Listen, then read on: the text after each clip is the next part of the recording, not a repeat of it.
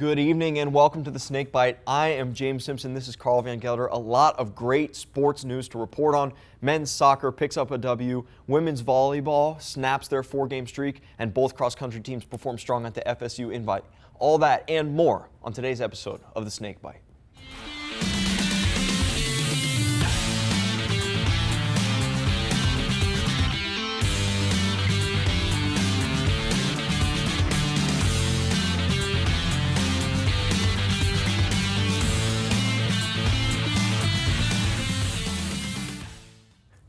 The women's soccer team had an up-and-down week with their matchups against Edward Waters and Nova Southeastern.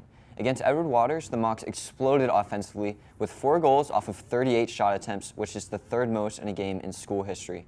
Junior forward Anita Vera led the way offensively with her 2 goals in the second half, bringing her to 3 goals on the season. The Mocs dominated defensively as well as senior keeper Jenny Staten added to her program record of shutouts with her 20th. I had the opportunity to talk to her after last week's game. Jenny, thank you for coming out and talking to us. So you're one of the top goalkeepers and shutouts in all of D2, and you now have the program record for shutouts all to yourself. How does that feel, and how did you get to this point? It's really exciting to break a record, obviously, but it took a lot of 4 years now of hard work. Defense takes a lot of credit because they're the ones that are basically my rock. Like, they're also my back line. They helped me get to where I am today. From all the way from when I was a freshman to now. So a lot of credit goes to my back line. And this is the 2nd shutout in a row so far this year for you guys. What has gone into those 2 shutouts, especially against an in-conference opponent last game? Yeah, I mean, it takes a lot of will and grit, and I think that's what we're trying to instill in our back line, that never take a play off, go for every single ball, and just work hard. And that's what I think led to a lot of success and making sure that we haven't allowed a goal in the last 2 games. And I think we're going to try to take that into Nova and make sure that we keep a clean sheet there and just go forward from there. And you talked about going into your matchup against Nova, an in-conference opponent.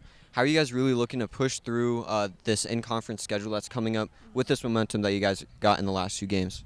Yeah, I mean, obviously today we scored 4 goals, which is exciting. So hopefully taking that, making sure we get some goals on the board, especially against a tough opponent that we are technically the underdogs. But I think that we have a good chance of upsetting them and coming home with a win this weekend. And you talk about upsetting some opponents. What are your guys' long-term goals for this season? As last year, you guys obviously had a great campaign during the regular season and then had some success in the playoffs. What are you guys really looking forward to doing for the rest of this year? Yeah, we definitely want to make playoffs this year and hopefully make a run into the NCAA's tournament, but it starts with every single game.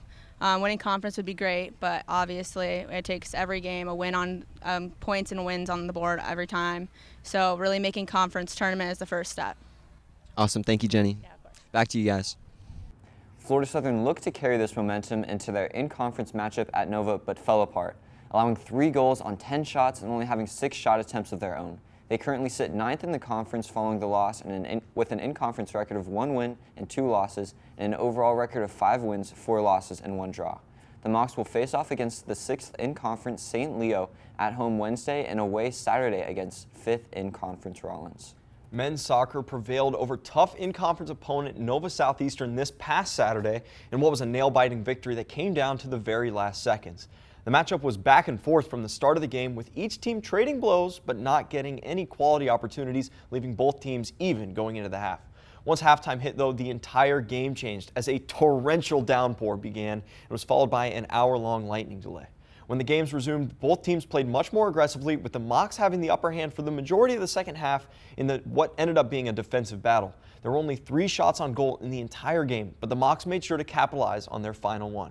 With just under 30 seconds remaining, Florida Southern keeper A.J. Pierce punted the ball down to the Nova penalty box, where the ball ricocheted off 𝙏𝙃𝙀 𝙀and 2 Nova defenders. The ball then rolled to the side, where sophomore Dylan Lowther found himself in the right place at the right time and placed the ball right under the diving keeper to put the Mocs up 1-0 with just 15 seconds remaining in the game. This was the 2nd straight shutout for the Mocs, and this win placed Florida Southern 4th in the conference with a 1-0-2 record. Florida Southern will return to action at 6th in-conference St. Leo Wednesday and at home against a tough 2nd in-conference Rollins on Saturday. As we mentioned earlier, the women's volleyball team went 2-1 in the last week with victories over PBA on Friday night and against the Nova Southeastern Sharks on Saturday's Family Day. On Friday, the Mocs swept the Sailfish behind Alina Djokovic's 15-kill match, Djokovic also picked up 8 digs in the back row. Mackenzie Peterman had 14 kills and 7 digs in the match, while senior libero Caroline Chambers led the team with 15 digs and 2 aces. The Mocs dominated the first and third sets, winning the two by a 26-point differential. The second set was a back-and-forth affair, though, but the Mocs ultimately picked up the win in that set with a 28-26 score. In Saturday's game, Peterman exploded for a career-best 27 kills and picked up 10 digs for her 21st career double-double. Peterman's performance this weekend was good for a Sunshine State Conference Offensive Player of the Week, her third of her career. In Saturday's match, Djokovic picked up a double-double with 11 kills and 14 digs, and Kirsten Cross nearly completed her second triple-double with 10 kills, 20 assists, and 7 digs. The Mocs have plugged the leak in the ship, so to say. Their 2 wins this weekend ended a 4-game skid. The Mocs will also look to move to 500 in in-conference play when they travel to Winter Park, Florida to take on the Rollins College Tars this Friday. And both the men's and women's cross-country teams traveled to the state's capital to compete in the FSU Invitational. The meet was full of tough D1 and D2 competition, including most of the Sunshine State Conference. The men placed 3rd overall, beating conference rival University of Tampa by 32 points, just narrowly missing Embry-Riddle by 7. Sophomore Christian Giller led the charge with a 10th place finish, followed just 1 spot behind by senior Owen Allen. 10 spots behind those two in 20th and 21st were graduate students Alex Guy and Bryson Yamnitz, and Chris Colavito rounded out the scoring 5, while sophomore Caleb Brady and freshman Cole Summers finished up the top 7. Head coach Matthew Lavassier highlighted the 30-second spread between the 1st and 5th man on the team, emphasizing that has been a season goal. The team's depth has really shown their ability to compete with any opponent, giving them a good shot at the conference title this year with their next man up approach. The women's team placed 8th out of 35 teams and was 3rd in the strong Sunshine State Conference, behind the powerhouses of Tampa and the rebuilding program of PBA. The women's team was led by junior Emma Musante, and her amazing performance, good for 24th overall, and senior Ellie Fluman placed 48th overall and was followed by graduate student Cheyenne Young, freshman Grace Reed, and junior Maya Stam to round out the scoring 5.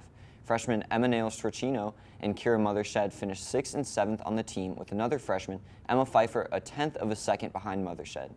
This women's team has been injected with fresh blood, and if they can tighten up the back half of their 7 and move them up, they can look to qualify for the national race. Both teams will compete this Saturday, October 7th in Huntsville, Alabama at the Chargers XC Invitational. And after having last weekend off, the hockey team will be back on the ice this weekend, taking on the Eagles of Embry-Riddle twice. Center Paul Rigolini currently leads the Mocs with 5 goals and 2 assists in the 2 games played against Lynn, whose performance earned him College Hockey South's Player of the Week. Both Rigolini and Will Marshall lead the Mocs with 7 points in 2 games played, and the team will look to add to their win column Friday night, where they'll have their first road test of the season against an Embry-Riddle team that the Mocs kind of had their way with last year. The Mocs return home to the Lakeland Ice Arena Saturday night to take on those same Eagles with an 8 p.m. puck drop. And that's a Snakebite for this week. Make sure to tune in on the Sunshine State Conference Digital Network to see your Florida Southern Moccasins and men's and women's soccer, as long as with volleyball this week. They will look to get back on top in their in-conference matchups, and we will be back again next week here on the Snakebite.